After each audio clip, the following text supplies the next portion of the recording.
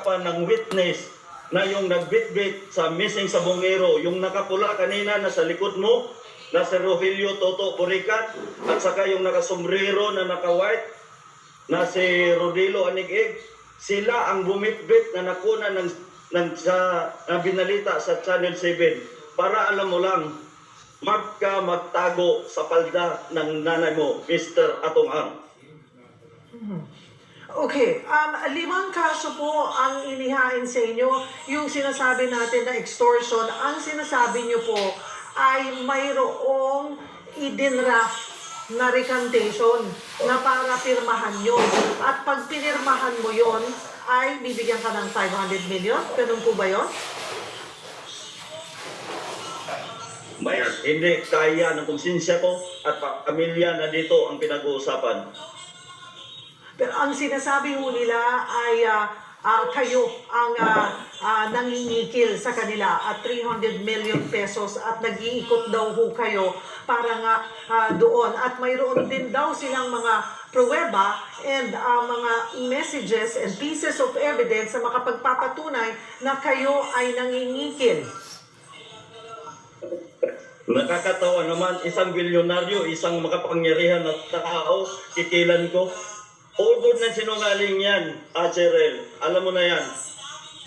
Kaya katulad ng sinabi ko kanina, ang ganyang mga witness against sa akin, yun yung suspect na bumitbit ng dalawa ng nawawalang missing sa Bungero. Yun yung si Rodilo Anigig at si Toto Roger Burican. Yung nakapula kanina, yan yun. Kaya kong patunayan at mayroon akong lahat ng sinuot niyan at may tato yan sa paa. Kahit tingnan nyo yung video, may tato sa paa yan si Rogelio Toto Roger Burican. May naganap ba talagang transaksyon, usapan o text messages na maaaring magpaliwanag sa pagitan ninyo ni Mr. Ang? Kailan kayo huling nakapag-usap? Nakakahiya sa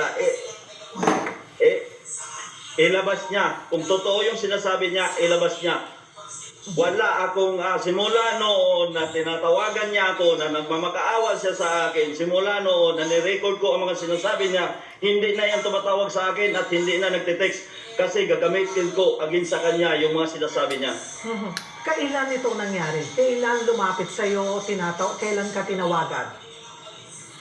A day before, nung nalaman niya na mayroon akong nireport sa DOJ, nalaman niya, nakiusap niya sa akin na doon, mahal na kita bilang anak na kita.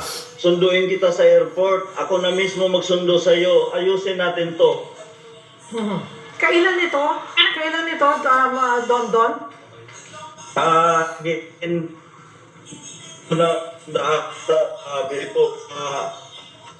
Ang alam ko dito, after election, yun na ang natatandaan ko. Yung sinasabi mong nakikiusap At siya... saka, nakakahiya. Go ahead, Don.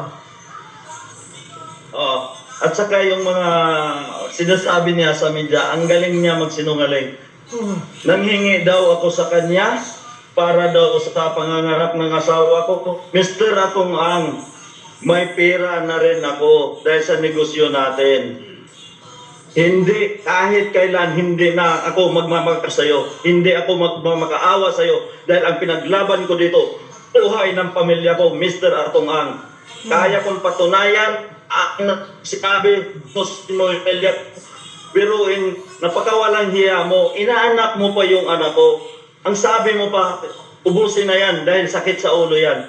Para alam mo lang, Mr. Atong Ang. Noon hong sinasabi nyo na nilapitan ka, paanong paglapit, paanong pakiusap? Tinawagan ka ba ni Mr. Ang? Nagkita ba kayo? Nag-usap ba kayo sa telepono? Or mayroon kayong exchanges ng messages? Don. De, tinawagan niya ako. Kaya ko yun ipatrace doon yung Don? ako. Alright, sorry medyo nag-freeze ka lamang.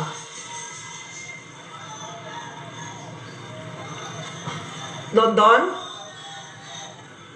Alright, nagkaroon lamang po tayo ng problema sa ating linya ng komunikasyon. Muli nating tatawagan, susubukan tawagan si Don Don Patidongan. Alright, ay Don Don? Yes, go ahead, Sir El. Ayun, okay. Naputol ka lamang doon eh. Yung sinasabi mo, siya ang lumapit, siya ang nag-iusap sa'yo after the elections, at sinabi pa sa'yo, itinuring ka na niyang parang anak. Kailan ito nangyari? Sa pamamagitan ng paano kayo nakapag-usap tungkol dito? Tinawagan niya ako sa telepono. Sabi niya, hindi pa huli ang lahat, mag-usap tayo, parang anak na kita. Yun ang sabi niya sa akin. Ano ang sagot mo sa kanya?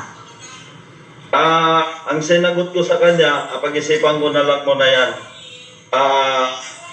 Ang gusto ko, manahimik, sabi ko sa kanya, dito lang ako sa probinsya, yun lang. Ngayon, hinahamon niya ako na puro kasinungalingan ng sinasabi ko. Mr. Atong Ang, wala akong kakayahan para patayin ko yung 100 sa bungero, nawawalang sa bungero. Dahil isa ka siguro, sugo.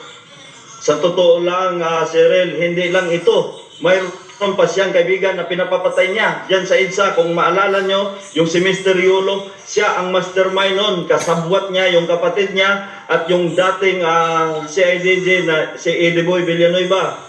Mayroon akong katibayan at ang yung gunman nakakulong doon sa Mindanao at yung driver nandyan sa kanya. Ang pangalan si Julius Gumulon.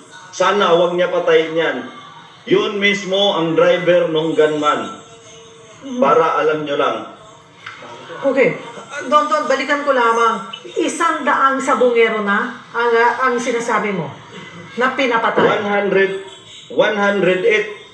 At saka, may latest na pinatay nila, yung sa nagnakaw ng manok, dyan sa Lipa. Alam nun, pati yung hepe, sabi nga nung hepe, kasi kaklase yan nung polis na pumatay. Kaklase yan, sinabihan, bakit hindi nyo nilinis ang gatwiran niya sa akin, tinawagan ko siya. Akala ko ba, boss, tumigil ka na sa patayan. Sabi niya sa akin, hindi ko alam yan. Ngayon, yung pangalawa na nagnakaw din doon sa Siniluan, kahit imbestigahan nyo sa police station. Isa ang nakuha nila, napatay nila yon na naitapon din sa talik, pero mayroong isang nakatakas. Alam ng buong Siniluan yan na mayroon siya pinadukot at mayroon nakatakas. Okay, Don, balikan ko lamang yung talagang kinakaharap mo ngayon, kasi ito ay salita mo laban sa salita rin sa kwento ni Ginoong Atong Ang. Balikan ko yung mga kasong kakaharapin mo. Sabi mo nga yung sa extortion, you're saying na hindi ka nag-extort bagkus sila ang nag-offer sa'yo. Yes, mayroon ako, kahit forward ko, pagkatapos nito, bigyan ko kayo ng kopya. Hindi ko pinirmahan yan, pinipilit niya ako, nabayaran niya ako, gawin niyang 500 million. Una, sinabi niyan 300 million. Ngayon, hindi kaya ng konsensya ko. At buhay na ng pamilya ko ang nakataya dito. Sa tingin niya, kaya niya ba akong lukuhin? Kaya ako, nanawagan ako sa ating PNP chief na si General Torre at sa kay DOJ Remulla. At sa mahal kong nating Pangulo, ito na ang pagkakataon na mahal na Pangulo. Tulungan nyo naman ako sa sitwasyon na ganito at alam ko, hindi basta-bastang tao itong kaharap ko ngayon. Puro kasinungalingan lahat ng mga sinasabi niya. Kaya sabi ko nga kahapon, nung nag-interview, mayroon siyang ipapile ngayon, parang kinasuhan niya yung sarili niya. Pero doon sa paano nakarating, paano nyo napag-usapan yung sinasabi mong in-offer sa'yo na 500 million pesos? Mayroong isang tao na inuutusan niya, yung si Atty. Carol na nandyan, kasama niya kanina sa pag-interview. Yan ang inuutusan niya. Para sa kalaman na, ano ko? Inuutusan niya para mag-recant ka? Yes, may kopya sa akin. 2 beses ako pinadalhan, nilalaro ko sila. Nung una, sabi ko, hindi ako papayag. Pangalawa, binago niya. Kaya itong sinasabi ko, 2 kopya ang nasa akin. Ngayon, hindi ako nagsisinungaling. Alam ng Panginoon yan na ginawa niya sa akin yan. Ang gusto niya, katulad ng sinabi niya kanina, binaliktad niya pa, ang gusto niya, tanggapin ko na yung offer niya at lumayas na daw ako. Punta na lang daw ako sa ibang bansa at ayusin ni Atty. Carol. Yan si Atty. Carol, kasabwat yan sa patayan. Sino Alam ng lahat yan. Sino si Alan Bantilles o Mr. Brown? Si Alan Bantiles, yan yung isa na tumulong sa akin nung abroad. Pinalayas ako niya ni Mr. Atungang. Mayroon akong fake passport na kinuhaan niya ako. Hawak-hawak ko ngayon. Kami, si Alan, si Mr. Brown, yung inutosan niya na tumama sa akin sa Singapore. Ngayon, ginamit niyang tulay para makarating sa akin lahat ng gusto niya pangyayari. Kaya ngayon, mag-usap rin kami ni Mr. Brown na ganun ang ginagawa niya. Nakakahiya yung ginawa niya. So nakakausap or nakikita mo pa ba itong si Mr. Brown? Yes. Sa totoo, Cheryl, yan si Mr. Brown at saka si Mr. Atong Ang, magkakumpare kami niyan. Ninong yan ng anak ko. Ano ang susunod mong aksyon ngayon ng 5 kaso ang isinampa sa'yo ng kampo ni Atong Ang? Nandiyan ang kabilang ang extortion, attempted robbery at homicide. Cheryl, kaya kong sagutin yan. Katulad ng sinabi ko, yung ginamit niyang mga witness, yan yung suspect na bumitbit sa nawalang sa bungero. Yung dalawa niyan, alam ko yan ang ginamit niyang witness. Si Rogelio, Toto, Roger, Urican, Bakla. At saka si Rodilo Anik-Ik, yung nakasombrero na pula. Yan yun.